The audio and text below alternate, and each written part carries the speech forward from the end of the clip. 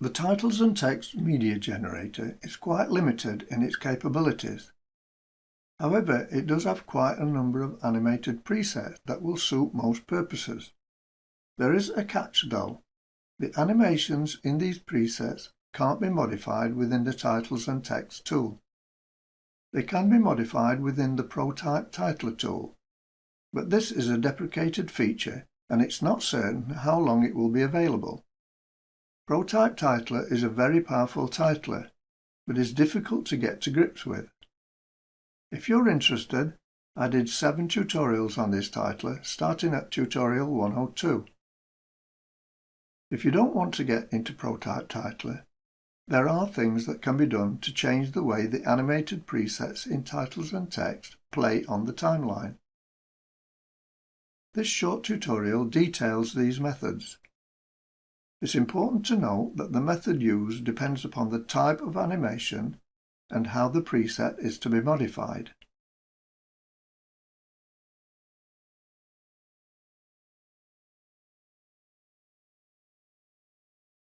We'll start with an easy one, preset title 04.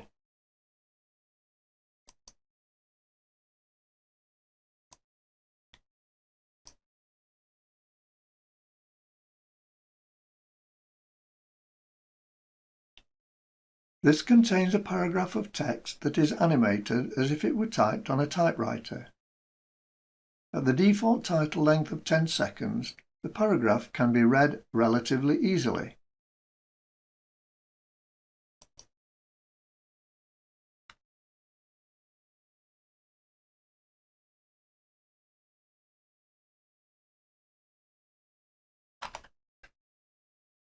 It becomes less easy when more text is added.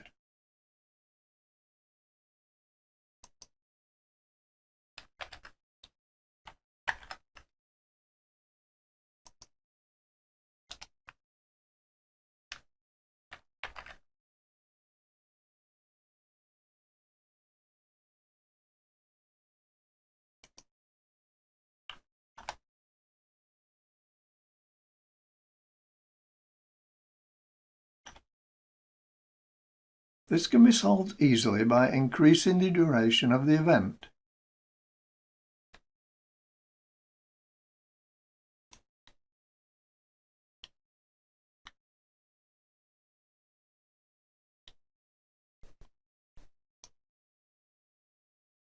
If you do it this way though, you have to eliminate the loop point to prevent the animation repeating itself.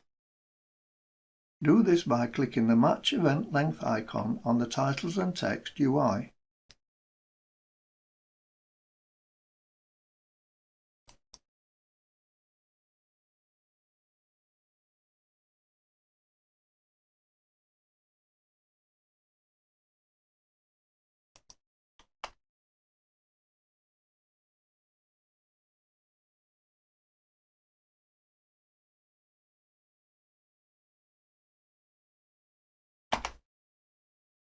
If you want the text to remain visible for a longer period after the animation, it can be achieved this way. First, place the playhead where the animation stops.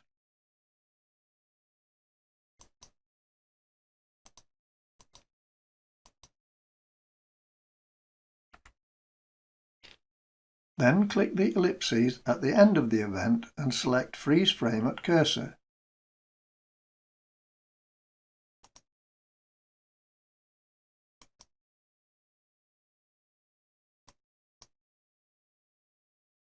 You can then drag the end of the event out to a suitable duration.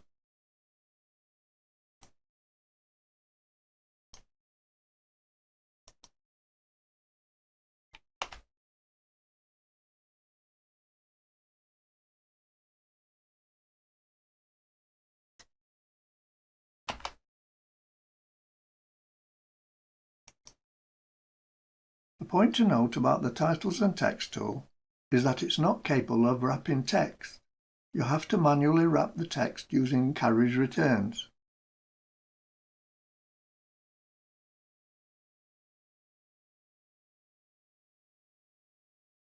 Here's another example.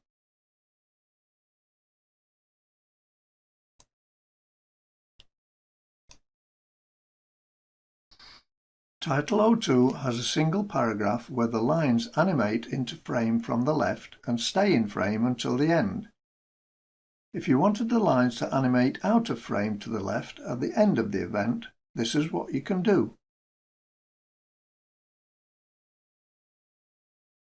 Duplicate the event and place it at the end of the original event.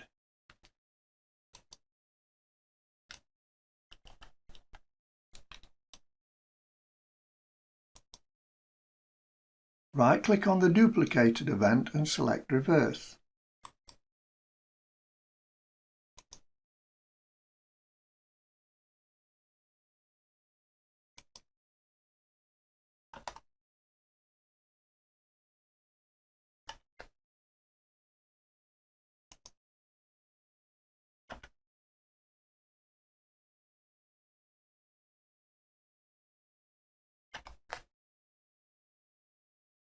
If the total of the two events is too long, simply drag the end of the first event and the start of the second event until you get the required duration.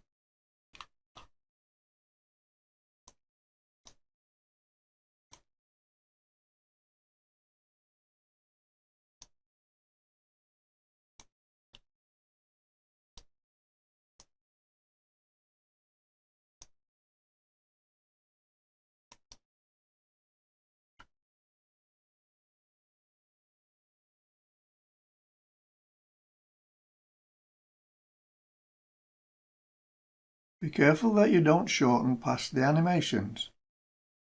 To change the speed of the animation, first ensure that rippling is enabled.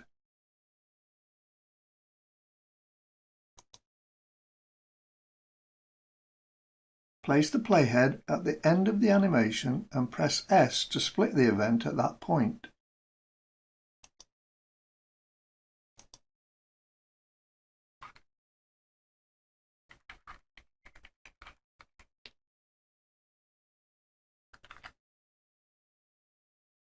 If the split doesn't happen, make sure that the event is selected.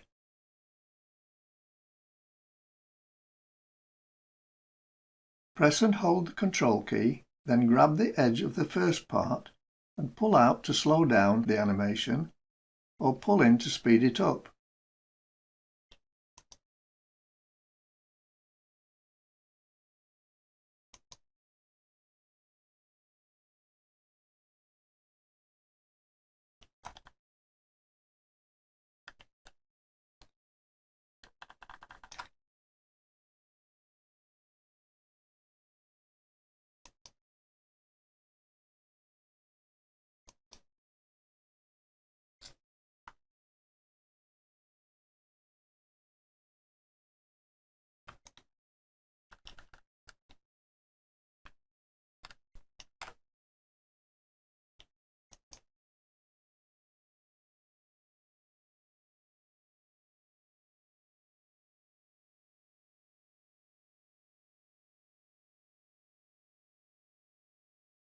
Another method of changing the transition speed is by using a velocity envelope.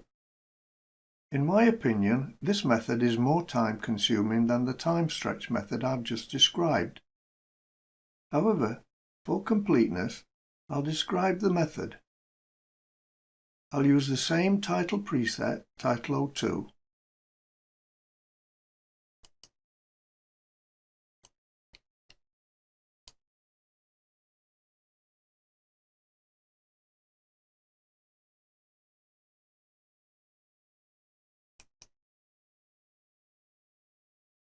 I've extended the event because it's easier to manipulate the velocity envelope. To apply a velocity envelope to the event, right-click it, hover the mouse over Insert Remove Envelope, then select Velocity.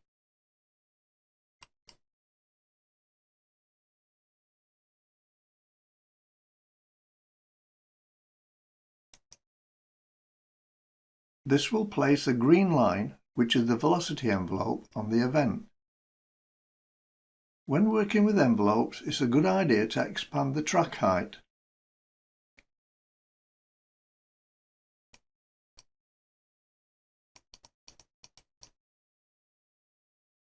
Now move the playhead a few frames along the event. Make sure that the animation hasn't started.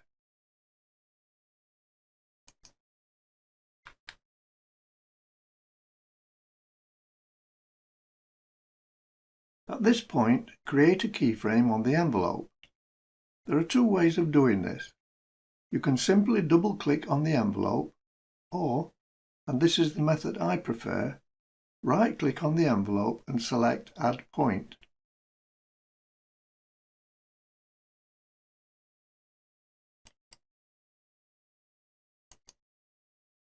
Now move the playhead to where the animation has finished and create another keyframe. This doesn't have to be precise as long as it's after the end of the animation.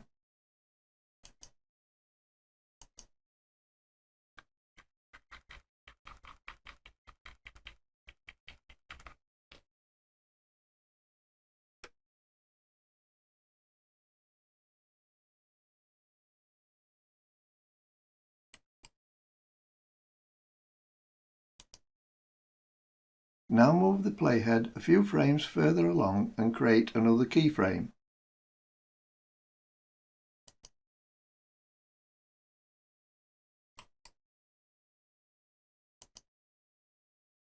Now, to slow down the animation, click and hold the line between the first and second keyframe and pull it down. As you pull down, the percentage velocity will be displayed in a tooltip.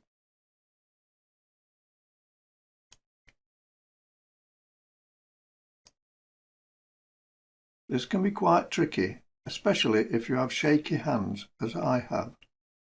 Make sure that you don't pull it down to below 0%.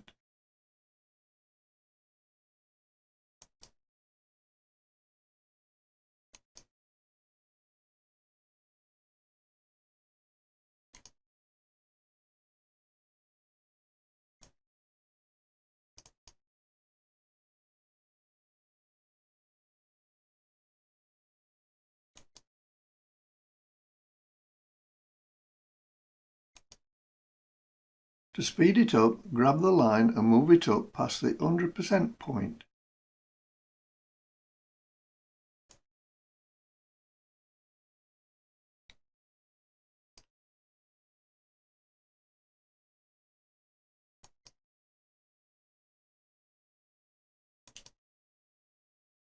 You could even make the animation accelerate or decelerate by introducing a slope into the envelope. You can do this by moving the second keyframe up or down, or, again my preference, right-clicking the keyframe and selecting Set To. This allows you to precisely set the percentage.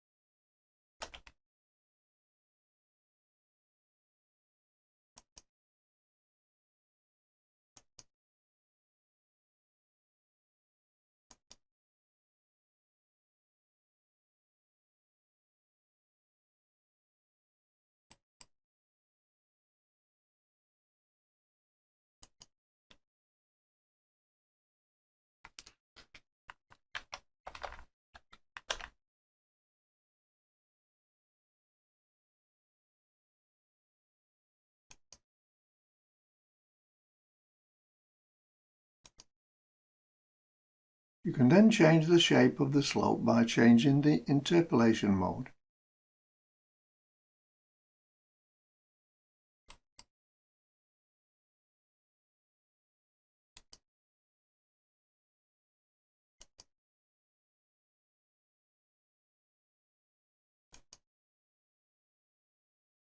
If you do use the velocity envelope method, note that some experimentation may be required to get the desired result. On balance, unless you want total control of the speed of animations, the time stretch method is the simplest.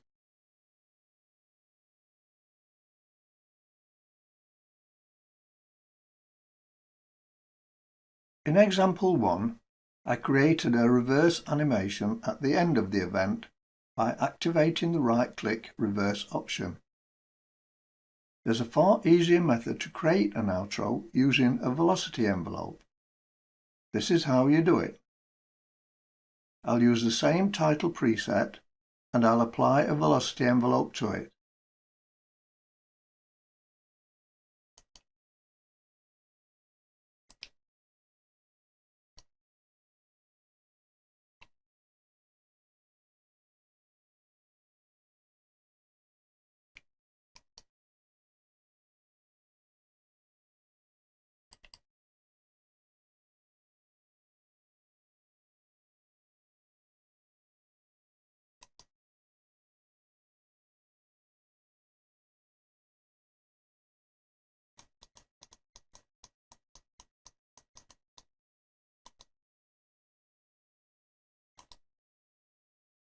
Now, at the end of the envelope, I'll create a keyframe and set the value down to -100%.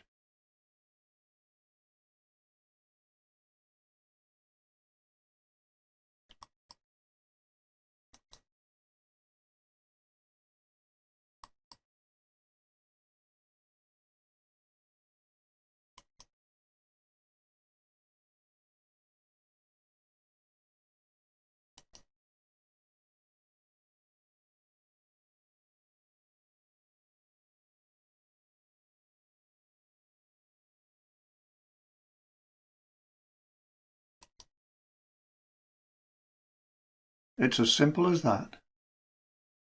Note that some interpolation modes stop the outro functioning correctly, so it's advised to leave the mode at default.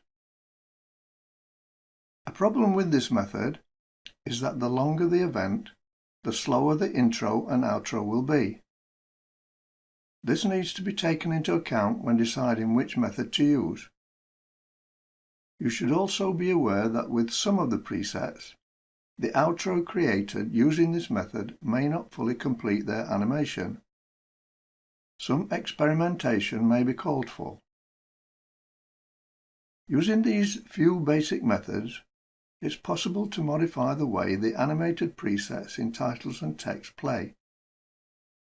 Unfortunately, the scope for animation modification is very limited, but titles and text is a very old tool which will not be developed further.